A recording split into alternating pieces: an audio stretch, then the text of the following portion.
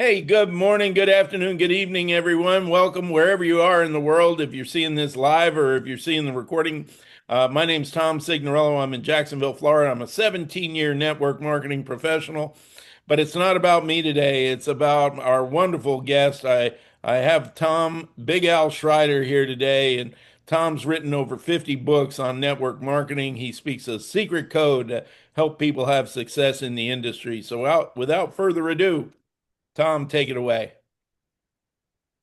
Okay, we've talked before, of course, and we've talked about individual skills of say these words, these things happen.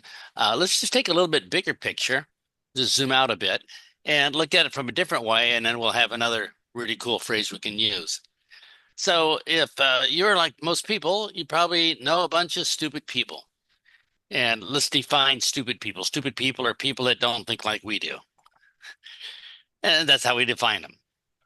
You say, all right, so why are some people so stupid? You say, well, what caused that? I said, well, they have different beliefs. They understand things different. And he says, well, where did that come from? They're not, when they're born, their mind's pretty much a blank. We have like two native programs. One is fear of loud noises, and the other one is fear of falling. But past that, everything's kind of, added from after we're born. So we tend to pick up these beliefs from parents.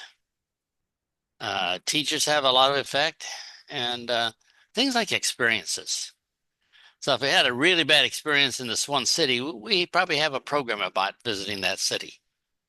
Or uh, if we went to a certain sports game and had a great time, maybe we become a fan, and other people might think, well, we're stupid for that. So where do we get these programs and beliefs? Parents, teachers, and experiences. Now, these are not permanent beliefs. Now they are hard to change, but they're not permanent. And you say people say, I'm not going to change what I believe, but we all do. For instance, Santa Claus. Up until age 6, it's a pretty strong belief. And we get new information. And the first time we hear it, it's yeah, we fight against it. Second time, we don't like it. Third time, and through repetition, we finally say, well, it looks like everybody around me is kind of moved on from Santa Claus. Maybe I should kind of get along with that. So one of the ways that we get beliefs is through repetition. Our parents says, salesmen are evil, salesmen are bad, or money's the root of all evil. And it gets repeated. And the way our mind is set up is our mind doesn't believe it's true. It believes what is repeated. And you say, well, that's kind of not so good. And the answer is, yeah, we all live with really flawed brains. But we're going to look at these people and say, man, this is a really terrible prospect. Or we have somebody in our team, oh, what a lousy team member. We got to be thinking, maybe we say they just had different parents and had different teachers. I'm sure they had different experiences than I did. So you go, whoa. So maybe it's not permanent. Maybe I shouldn't prejudge them. And maybe I should say, all right, right now, they're kind of stupid because they don't believe what I do. But there's the future. Things change. Stuff happens. And say, all right. So how does that apply for when I talk to people? So, well, most of us are probably watching this because we want to sponsor more people. And you say, all right, probably be a really cool idea if I knew what their beliefs were. Because if I know their beliefs, they're going to have a certain amount of cognitive bias. Now, cognitive bias just means that our brain will interpret everything we see to fit our beliefs. And you say, all right, so what's an example of that? Well, uh, we probably all know, or I've heard of people talk about the flat earth theory. And so the flat earthers, every time they look at something, they're going to say, well, that proves that the earth is flat. Or people that believe in the horoscope. Every time something, the horoscope says, you're a positive person, something's good's going to happen in your future. Well, when something happens, they're going to say, see, the horoscope is true. How Mercury moved behind that planet really does control our lives. We have cognitive bias, and when we have that, you're going to say, man, it's going to be hard to talk to people. So if you're talking to somebody who doesn't believe in entrepreneurship, or somebody doesn't believe in product or service that you provide, it's going to be really, really hard. So before we try to change them, let's consider that psychologists earn a lot of money and they're highly skilled and they can't change people's beliefs. So what are the odds of us doing that in, the next 15 minutes? Zero. So instead of fighting their beliefs, we probably want to go along with their beliefs.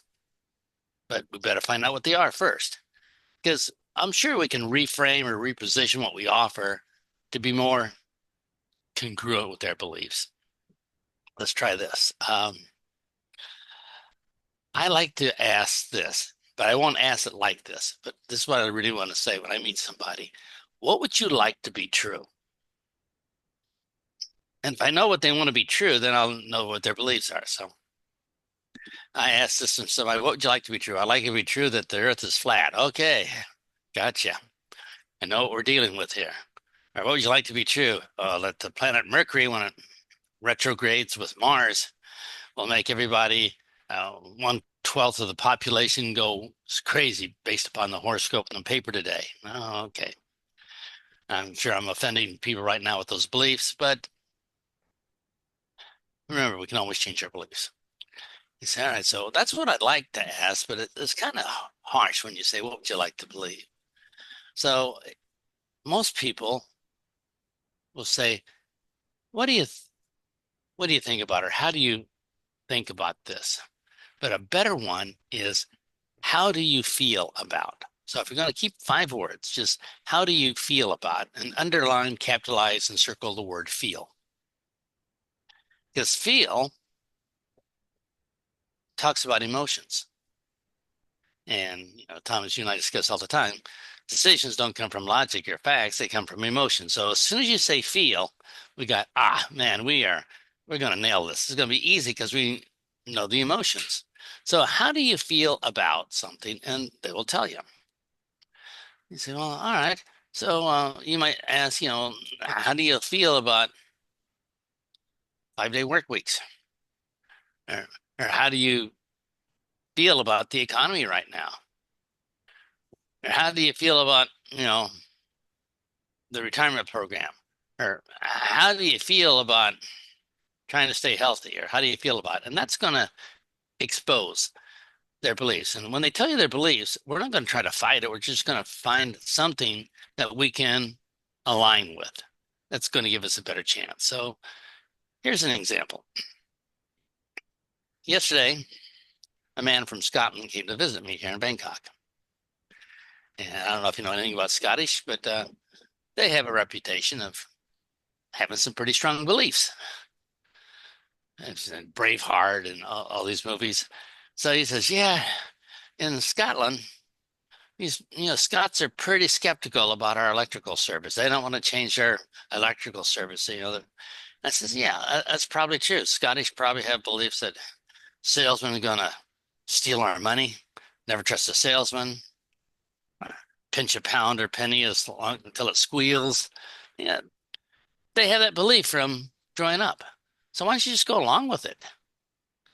And maybe start off by saying, as Scots, we hate overpaying for stuff.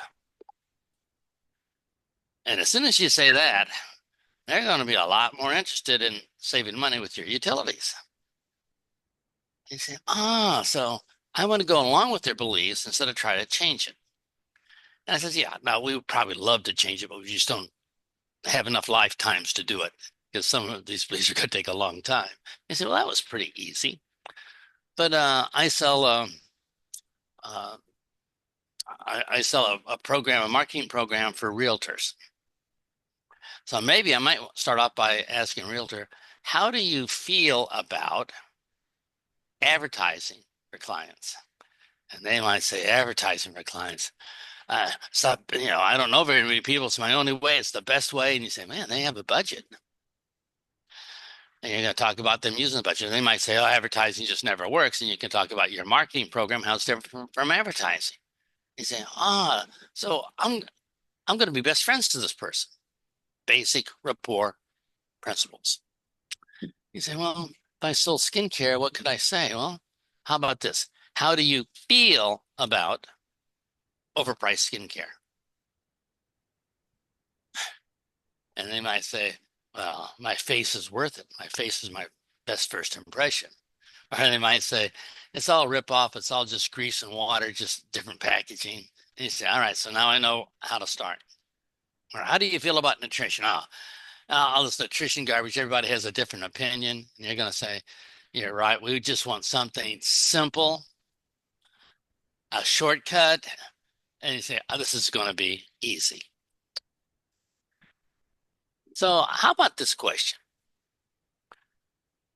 How would you feel about having 3-day weekends forever? What do you think people are going to say? 3-day Sign me up. weekends? Oh, I'm all for this.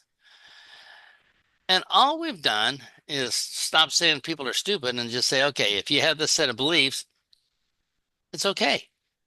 We can support it. Here's a couple cool things you can say, but the word feel just totally rocks. So if you just want something to make your business go better right away, you might say, how do you feel about getting extra money every Thursday? Or how do you feel about working till age 67 before you can even think about retiring? Or how do you feel about fighting traffic every morning on the I-95? And you say, okay, I think I got it. Just that one sentence will get people in alignment. So now we can talk about something we both agree on. So those are the 5 words.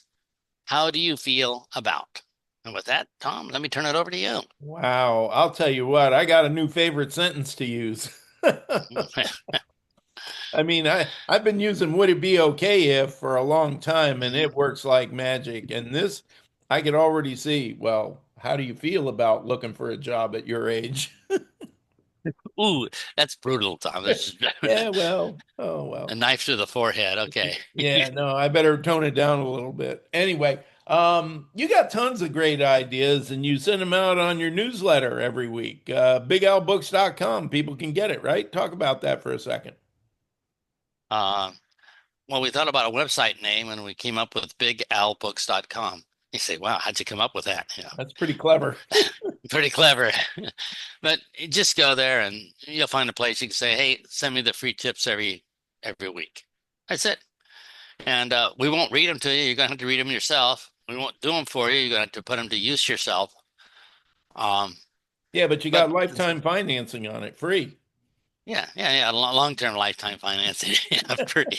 So if you like learning how to talk to people where they start saying yes instead of no, uh, it's pretty simple. And if you think about it, that's the skill that we really have because our business is this. Our company does everything, fulfillment and legal and all that stuff. All we have to do is get people to say, yes, sounds like a good idea. Hmm. So if we can learn how to get that yes decision the first 30 seconds or so, we're going to rock in this business. And here's the good and bad news. The bad news is if you don't know this, you're going to be surprised that it's all over in 30 seconds. They've already prejudged you. But the good news is you and I only have to be good for the first 30 seconds. And after that, we can be incompetent. Oh, thank goodness. I'm good for about 30 seconds usually. Yeah. Anyway, Tom, thanks so much for doing these. We do these every month. So if you want to go back and take a look at any of the archive videos, just go to my website, tomsignorello.com. It'll bring you right to my YouTube channel. You can go back and see all these we've done for the last 12 months. And Tom, I can't thank you enough. You've made me a better networker just with your magic words and thought process. So thanks for doing it. Folks, have a great day and happy hunting.